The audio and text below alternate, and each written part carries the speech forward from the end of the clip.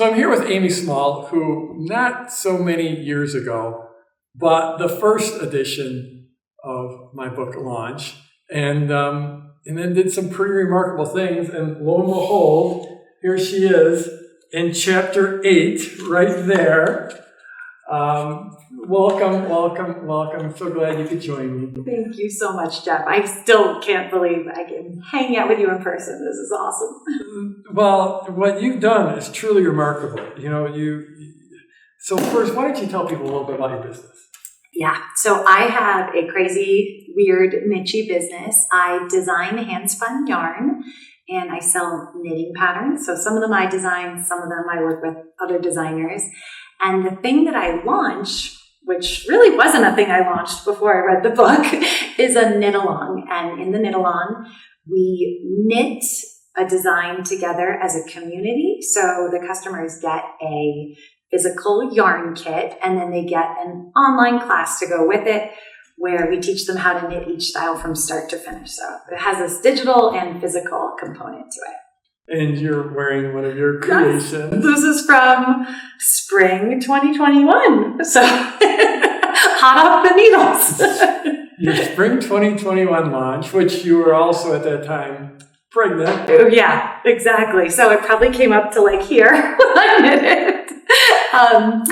But yeah, that was our best one to date, which is one of the coolest things that everybody told me you can't sell yarn in spring and summer. And that's absolutely not true. It's one of the things that you taught me how to do.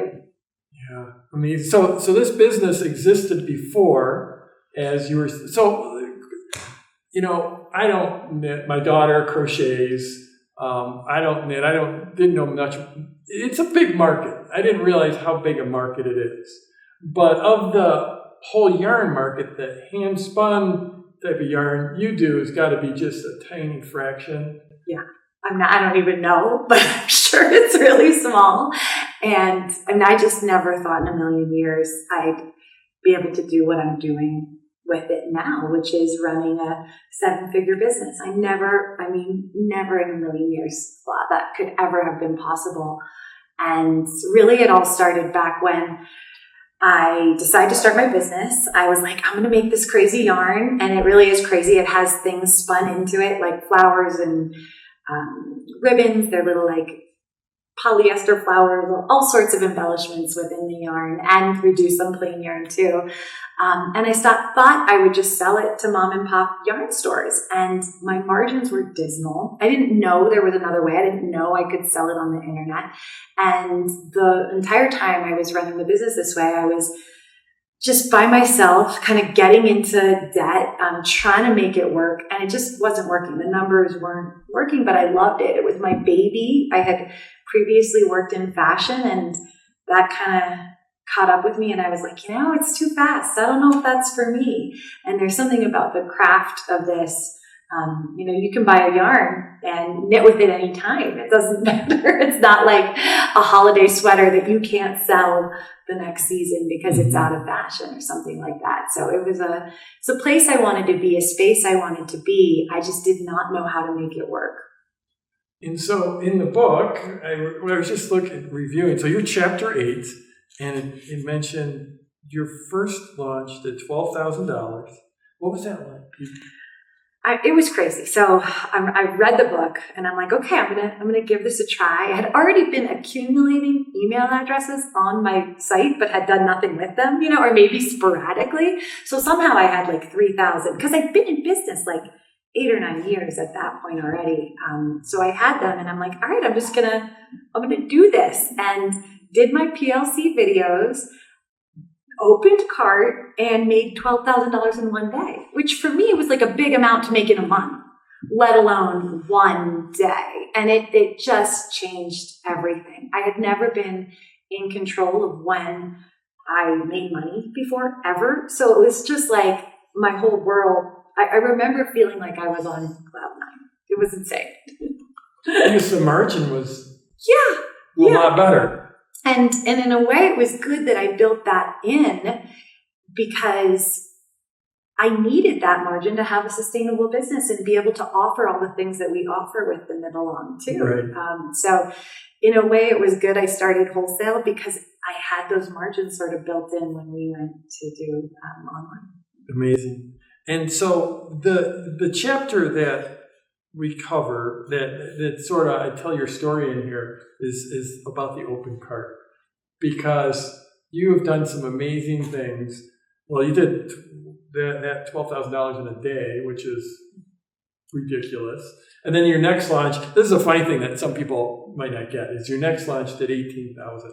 Yeah. And when you go from a 12, now you have $1 million business. And so a $6,000 increase might not seem that big, but that's a 50% increase.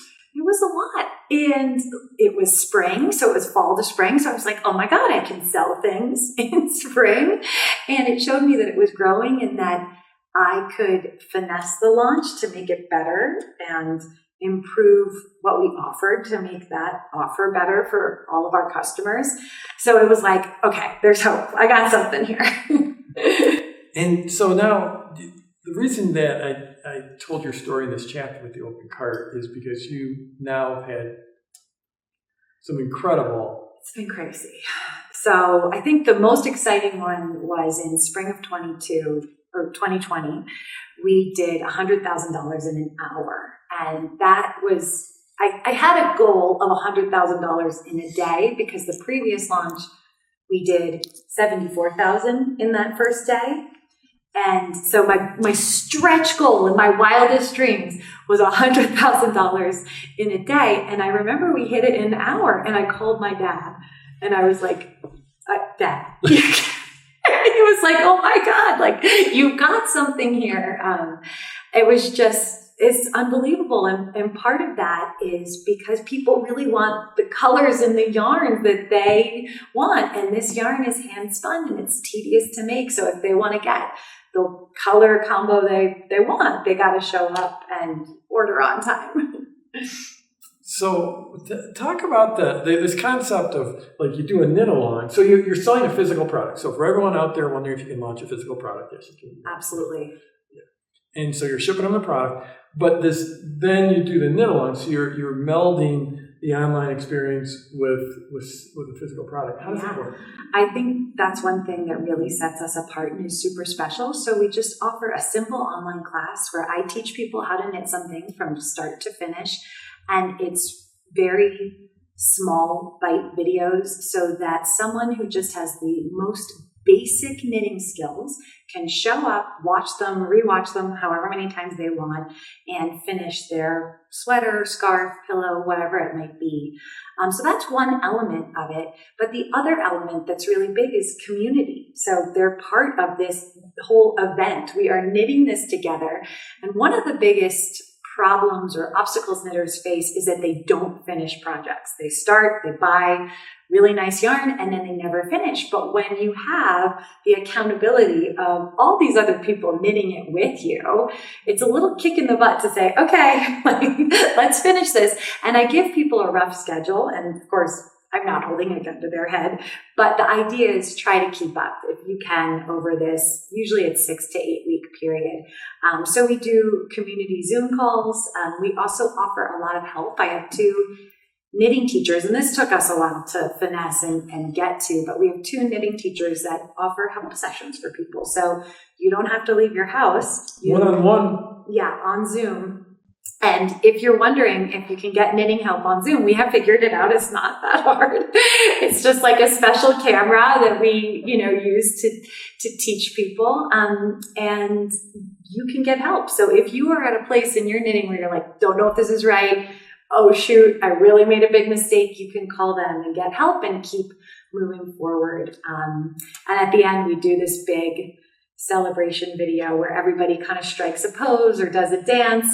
And there's a little bit of an incentive to finish your work before the celebration video because it's a big YouTube premiere we do, the countdown on YouTube, and we have a Zoom party afterwards. It's a lot of fun. So we have this community element, the learning element, the physical product, and then there's a mindfulness element too, which is really just blog posts, and we offer some restorative yoga. And the idea is that knitting is so inherently meditative and good for us. We know that.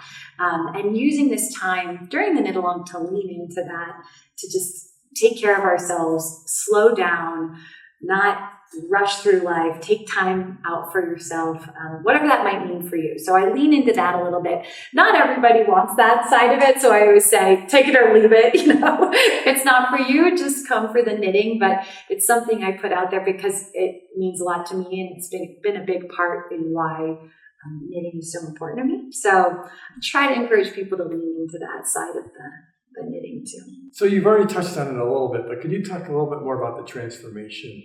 Yes. Because some people out there, they might not think that knitting or knitting a sweater is an act of, is transformation or can be transformation. Yeah, and this is probably the biggest thing when I read your book and I realized, oh yeah, I need to focus on the transformation in my pre-launch content videos. Like that was kind of the light bulb moment for me because I realized I had to design a better experience for people, a better product, better offer, basically. So when you knit, there's a lot of things that I like to talk about, like in those videos, but I think the biggest one is the confidence you get. So when I say people are striking a pose in these finished, it's serious. You can feel the confidence.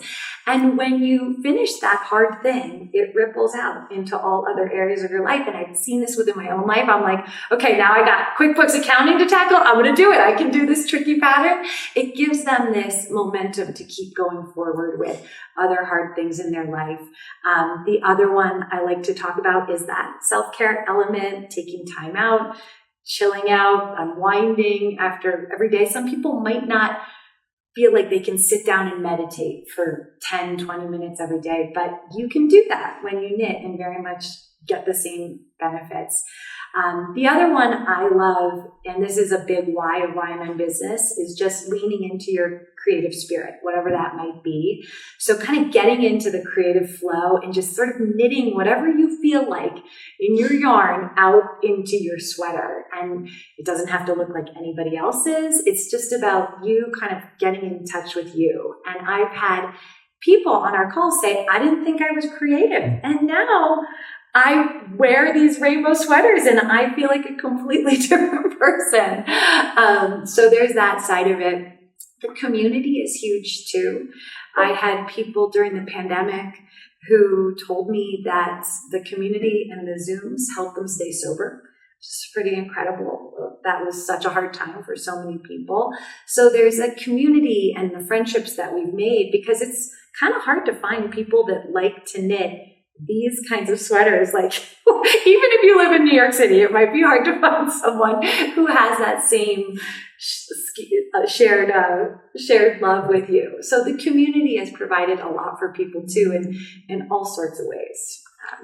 So I think those are probably the big things. Yeah, and so your community obviously loved you. Well, you showed me the photo. Can you talk about like the heart sculpture, I guess? Yeah, so this just happened, and I can't even talk about it without like tearing up because it's so incredible. So the knit-alongs are only 8-week-long events, so this sort of led into this membership idea because they would end, we'd do the celebration video and be like, no, I still want to be hanging out with you. And we have a membership now, which is basically just, we're going to geek out and talk about all the things we love, which is yarn and knitting. And we leaned into that really in a big way after the pandemic hit. This would have been summer 2020. So I just had a third baby. You mentioned that in June.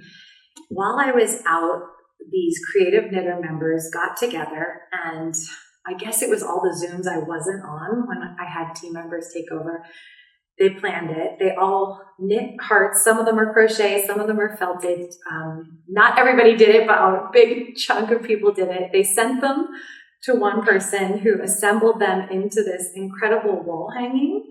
So it's amazing. And they all wrote me these notes that say things like, thank you for giving us so much during the pandemic and beyond, your friendship, your kindness, your encouragement that I can do this hard thing, even though it might seem like a small hard thing. It does have this big ripple effect. So that just happened like literally 3 days ago. It blew my mind. And I think it's meant for the baby's room, but I'm putting it in my office so I can look at it every single day and smile. But yeah, it's totally incredible. There's some people, well, you might be one of them, I certainly was, who were uncomfortable with the sales process, with actually selling. Totally. You know, you don't want to be seen as a slimy marketer or a slimy salesperson, or No. right. I'm thinking you weren't called to sales as being your big. That's the whole reason why I love Product Launch Formula, because I don't have to do anything that feels icky and obviously your people don't think it's icky. The process is icky because they made this culture. Well, I think the leaning into the transformation and how knitting can benefit you, and knitting in community and having that accountability, it's not about selling the product. It's about how this can make your life better. That is what changed it all for me.